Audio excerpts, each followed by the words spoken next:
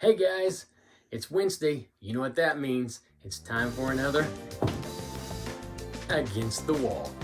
Here we go.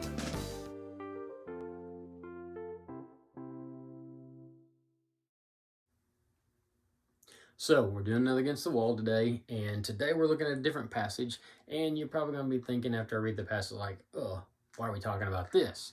But still makes a good point.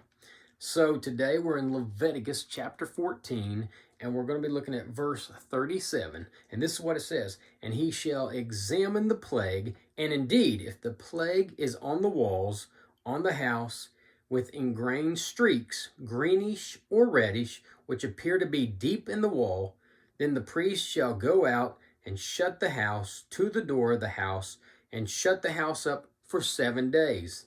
And it says that basically the priest will return again and they'll look, and if it's gone, everything's clean, everything's good. They said if it's not, then they'll take, and what they'll do is these spots in there, they'll clean them up. They'll remove that stone and the plaster. They'll throw it away. And basically what we're talking about here, just in case you're wondering, is they're talking about the cleanliness and leprosy, and how to check for leprosy, and if everything's good, how to return it. So the first they talk about the body, and then they talk about the home. And actually when they're talking about this greenish reddish tint, it's really just another word for leprosy. It's really talking about mildew at the time that they would find. And so what they'd do is they'd cut out the stone where it is, they'd take it out, they'd throw it outside the city somewhere, and they replace the stone, they'd replace the plaster. And if it was good, then great. If it continued to spread, they went back in there, then they would try to scrape it. And if after so many days they go back in, and if that didn't change, then they tore the whole house down, they drug everything away and threw it outside the city. And then you'd have to start over again. And you know, it got me thinking, so we're talking about leprosy here, but it got me thinking about the heart and the condition of humans. And we're talking about beforehand the leprosy of the body, this the home, but it talks about the walls, and when there's a spot on the wall, you have to get rid of it. You know, the thing is with us, sometimes we get spotted and blemished, not with leprosy, not so much a problem today, but we get a sin problem that starts to creep into our hearts and starts to make blemish and make us imperfect. And what happens is, as we go on, more sin creeps in and more sin creeps in until there's no cleaning it up.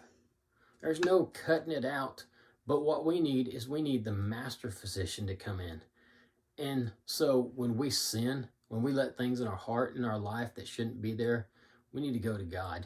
And we need to ask him to remove that spot, that blemish from within us, to take away those sins, those things. And you know what? Here's another thing we can look at. People are dealing with disease and illness. People deal with cancer. People deal with all kinds of illness, with the COVID going on. And you know what? I believe in the power of prayer.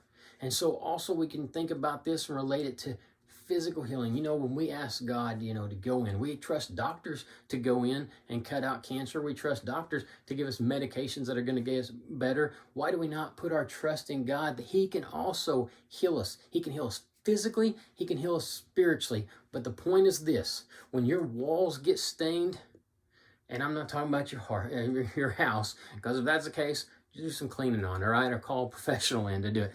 But when we're talking about the body and we're talking about the heart, we need to go to God, and we need to ask him to change us. We need to ask for healing in our life. And you know what? God is a big God, and he can take care of anything we have, whether physical or spiritual. The great thing about it is all we have to do is ask him. And you know what? We don't have to shut up. We don't have to wait for 7 days. We know when we ask, he hears us. And then we wait for his healing. Then we wait for his change. Then we wait for his forgiveness and redemptive work. And when we do that, we know God is going to make us better. You know what? God loves us, and he wants to do great things for us. If you got things you need to get cleaned up in your heart, you got things you're going through, it's time to ask God to do some work, some cleaning, some healing, and trust in him with what he's going to do. Hey, I hope you liked that video. I hope that it touched your heart today. And I hope that you can apply this message to your life. Hey, have a great day. And until next time,